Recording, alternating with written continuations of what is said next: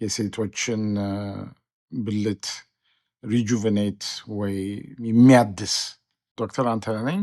ኢትዮጵያ አዳዲስ የምንጀምራቸውን ትሪትመንቶች ለማስተዋወቅ ነው ይህን ቪዲዮ የምሰራው። አንደኛው ተርሚ ሲስተም የሚባል ነው። ይህ ተርሚ ሲስተም ሶስት አይነት ትሪትመንቶች ይሰጣል። አንደኛው ተርሚቫ የሚባል የሴቶችን ብልት ሪጁቬኔት ወይ የሚያድስ ለተለያዩ ፕሮብሌሞች የሚያድስ ትሪትመንት ነው። ከሱ ሌላ ተርሚ ታይት የሚባል ትሪትመንት ነው።